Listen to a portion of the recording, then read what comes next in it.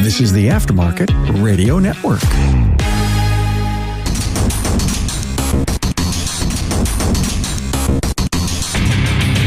Welcome everyone to yet another episode of Diagnosing the Aftermarket A to Z. I'm Matt Fanslow, and if the Bears beat Detroit and Denver beats Atlanta and the American Southwestern Division East Northern, then Milwaukee goes to the Denzel Cup. Unless Baltimore can upset Buffalo and Charlotte ties Toronto, then Oakland will play LA and Pittsburgh in a blind choice round robin. And if no clear winner emerges from all this, a two-man sack race will be held on consecutive Sundays until a champion can be crowned. That and more after a message from our sponsor, NAPA Autotech Training. Let NAPA Autotech's Build-A-Tech program, like Build-A-Bear, help you turn your general technician into a moneymaker for your shop. Make them a profitable member of your team. Go to napaautotech.com for more details. All right, it's been impressed upon me. Okay, I asked. Now that Sean's taken a little hiatus, more technical content would like to be heard from this podcast and maybe others, but I can only control this one. I guess I got a couple of stories about some vehicles you may or may not find interesting. To start out, I had a 2013 Ford Edge with a complaint that their cell phone would periodically lose connection to the sync system, the Ford Sync. What's the diagnostics? I didn't see any DTCs. Everything seemed to work normally, so NPF shipped the car. My reasoning or my logic was I didn't see anything obvious. I did link my phone to it, played music and whatnot. It's probably the first time that vehicle's ever heard Motionless in White, but I had it blaring pretty good for quite a while. Didn't realize any sort of issues. Drove it around for grins. Again, no issues. But I guess my line of thinking was they have a fairly new iPhone and this vehicle is 2013. And as far as I could tell, so with these vehicles, with Fords particularly, and what you might call pre-FDRS, you can go in through Ford Service Info, like Motorcraft Service. There's a utility that will allow you to connect to the vehicle through your VCM2, VCM3. It may work with VCM1, but for sure I can speak to VCM2, VCM3, and you can kind of see. So for one, connected to the vehicle and see what's in there for versions.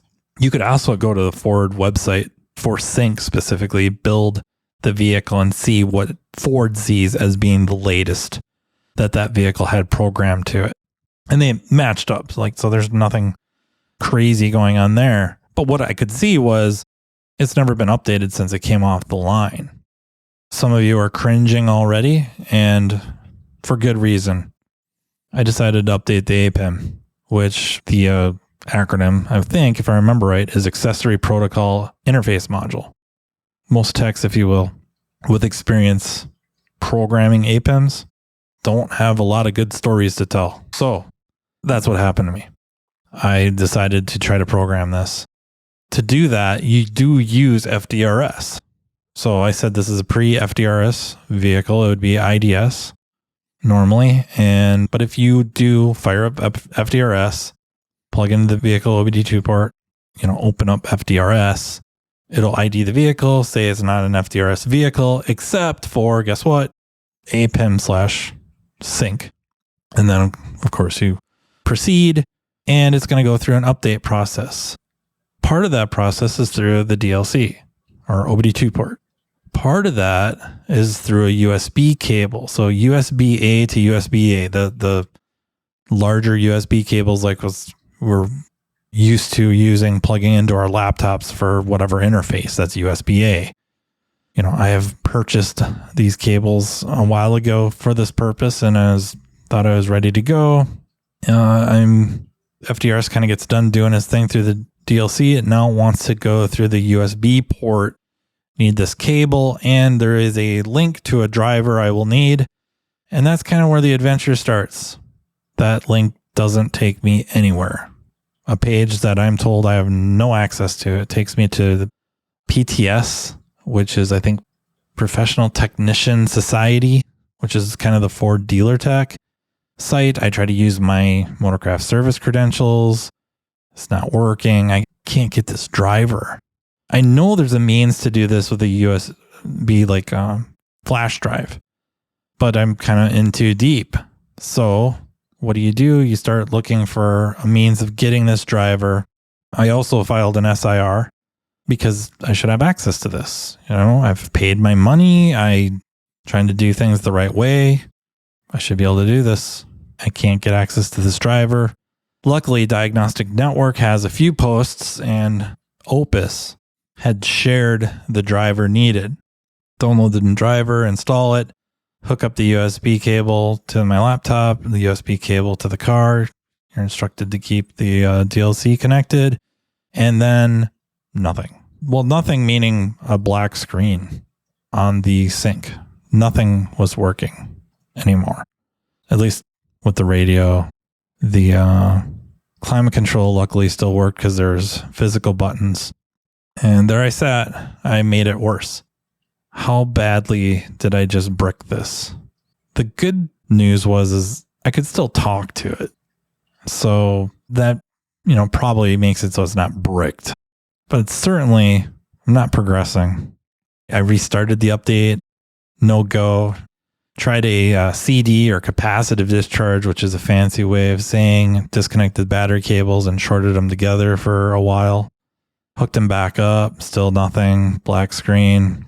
Cried to a couple of friends. And then, it's like I can talk to the APIM. I had seen somewhere, I believe, Diagnostic Network. I'm almost positive. I saw a post on Diagnostic Network where a Ford dealer tech had chimed in saying this is a really, really common problem for them, that they have had mild success with updating the FCIM, or the front control interface module. So I tried that. That didn't result in anything working, but updated the front control interface module. Then I did a CD again to no avail, but I could talk to the APIM. So I did one more last ditch effort, and I'm pretty sure I didn't think of this on my own. I'm pretty sure I've read this somewhere or heard it from someone. And if I had to name names, I'm almost positive a while ago, Pedro de la Torre was telling me about an adventure he had with an APIM and had got it back by doing kind of, if you will, forced as-built data, meaning going into the as-built data, whether it was with IDS or ForeScan, and typing in the digits that you would get on Motorcraft service in I think it's the quick guides. So it's on the free side, free resources, quick guides, module build data, in parentheses, as built. Go in there, type in the VIN, select which module it is. In this case, it'd be the APIM, or I don't know, you necessarily have to select it. You just scroll to it. And you're going to get some rows of alphanumeric digits in groups of 4. Punch them in, and all I saw on the screen was sync. And I'm like, okay, this seems like a progress, but I didn't move from that. But then I did another CD. I did that for about 10 minutes, hooked it all back up, turned the key on, and then I saw the word sync on the screen, and then boom, I had my radio back. Magically, the freaking update went through. I mean, that's kind of mind-boggling. So the radio kind of came back, or not kind of, it did. And then I went to a black screen, which then I went into panic mode, and then I saw update, I think 1 of 8. It was now updating through the USB cable. And 1 of 8, 2 of 8. I think it got up to 6 of 8, and then it went black again. I'm like, great. It's just going to be more of this, or I'm not going to be able to get it back. But then it finished. I could see that it finished through the Motorcraft Service website. I could see that it went through on the kind of the Ford Sync site. It's on the Ford.com Sync Maps updates. And I could see that the update went through on there, or at least Ford thought it did. Verified it through Motorcraft Service. They used to call it Oasis, which I don't know if that's so much a thing anymore. So yeah, now everything worked. A few weeks, it sounds like that was a permanent repair. The client says that the disconnect issues are gone. And my reasoning was, older programming with a newer phone could be full of crap. It could have been just a bug that I flashed out of it, or it's going to disconnect right now because I said that it's been good. That's usually how my life works. If I just stayed quiet, it would be good. But no, it's on a podcast. That thing's coming back next week. Then I'll have to really fix it. NAPA Autotech training sessions are being conducted day and night in a town near you. This training caters to every level within your organization, be it a mechanical assistant, a mechanical specialist, a technology specialist, or a driver safety calibration specialist. Imagine a one-stop shop training partner in NAPA Autotech that will lead your team to a path to greatness. Autotech's entry-level Build-A-Tech classes convert the untapped potential of your new hires into money-making mechanical specialists. Autotech's higher-level tech update classes introduce specialists to the world of ever-changing technologies, which prevents your shop from getting technologically stagnant. Remember, if you're not moving forward, you're falling behind. And, turning to the front of the store, the Autotech Service Advisor class is an awesome way to hone your client advocate skill set, ultimately benefiting the customer through an improved vehicle repair experience. But it doesn't stop there. Imagine an electric vehicle class that takes your specialist well past the mundane, yet necessary safety topics. Well, it's here. Autotech's EV Ready training is a week-long curriculum that takes participants through a hands-on experience involving hybrids and electric vehicles. The session kicks off with the use of PPE and proper tooling while touching on required OSHA regulations. Then, the students dive into the lab vehicles to gain knowledge of the common high-voltage components on EV and hybrid vehicles and their function. Attendees will be taken on a path exposing them to different electric vehicle manufacturers to compare component form and location. Additionally, information about Level 1 and Level 2 charging systems will be included, along with a quick look at DC to DC charging. The operation and maintenance of subsystems are explored, including the different modes of Tesla operations, and so much more.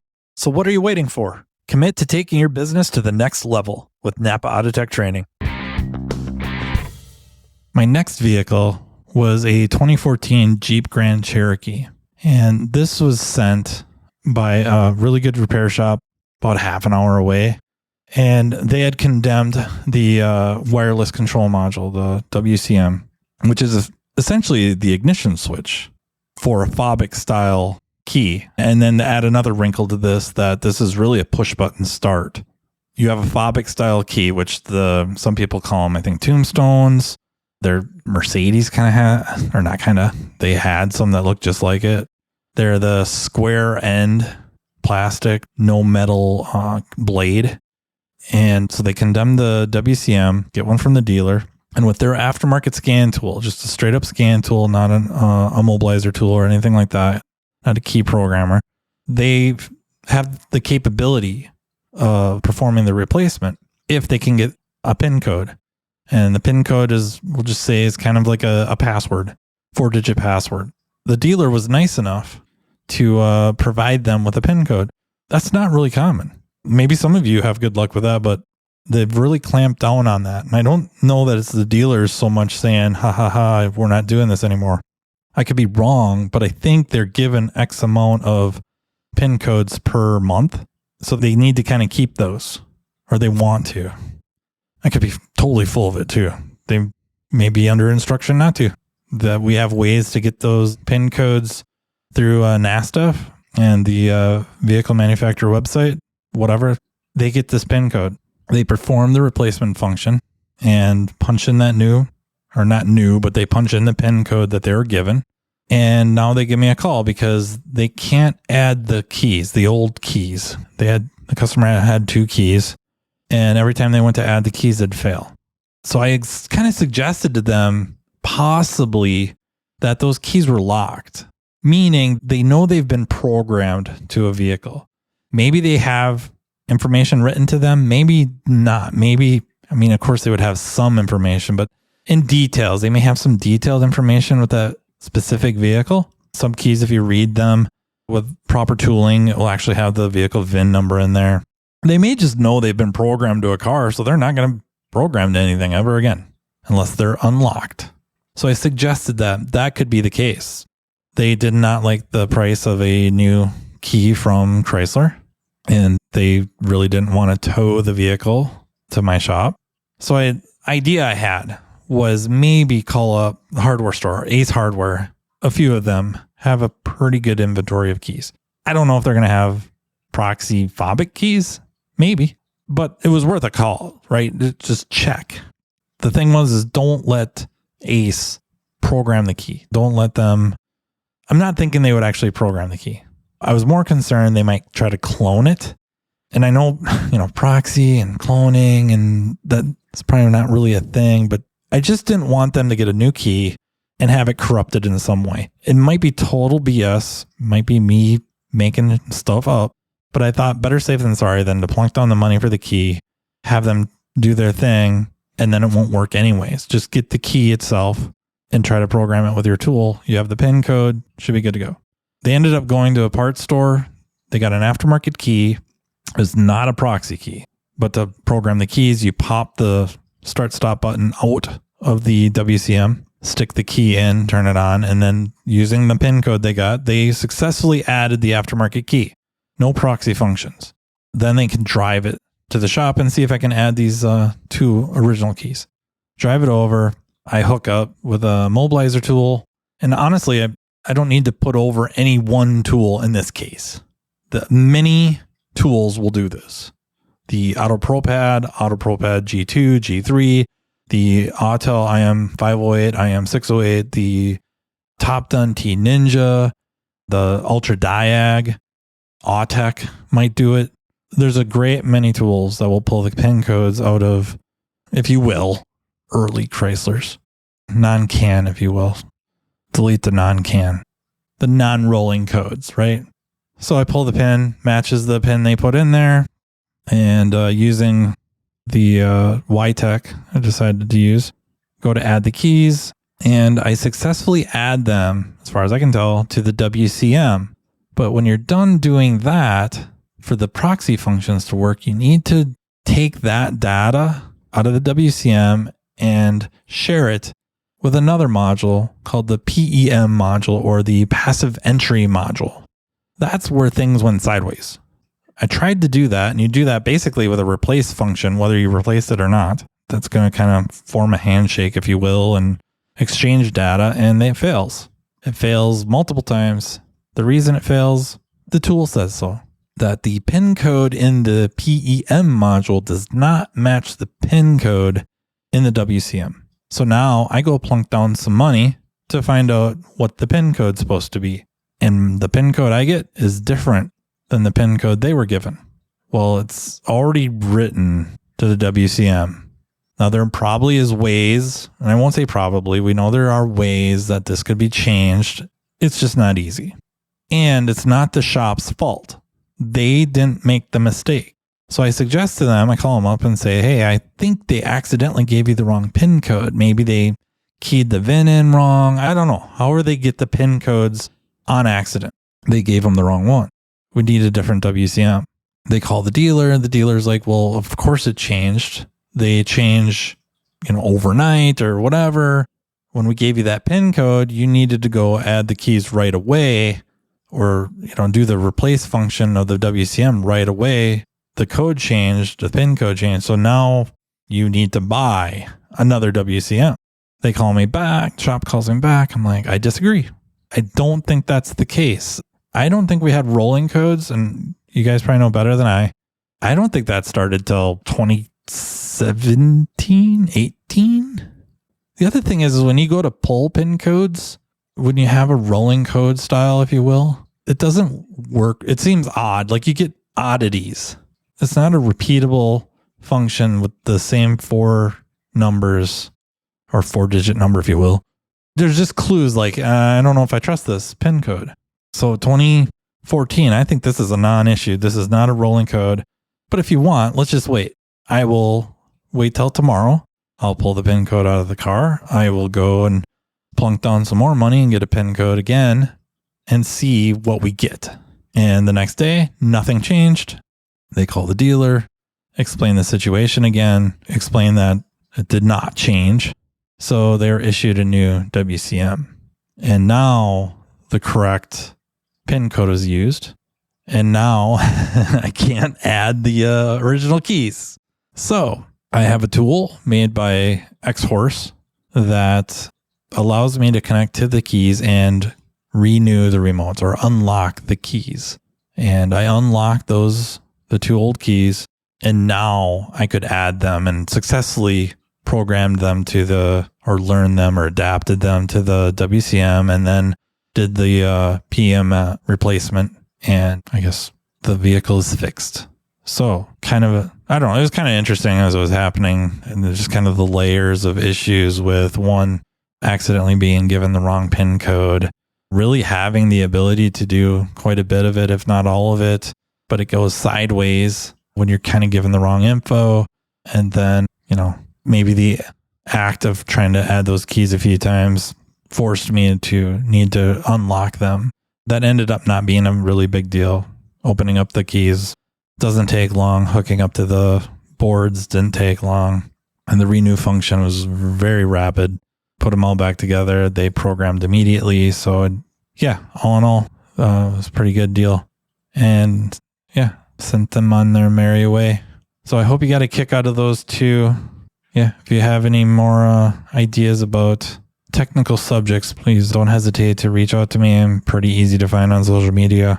You can instant message me or give me an email at mattfanslowpodcast@gmail.com. Yeah, I'd like to thank the NAPA Autotech training for sponsoring, and I'd also like to thank the Aftermarket Radio Network. And until next time, take care. You've been listening to Matt Fanslow, diagnosing the aftermarket A to Z on the Aftermarket Radio Network. Follow Matt on your favorite listening app. He's very interested in what you have to say. Let him know what you'd like him to cover and come on the show. Matt is all for advancing the aftermarket. Find Matt Fanslow on social media and connect or on aftermarketradionetwork.com.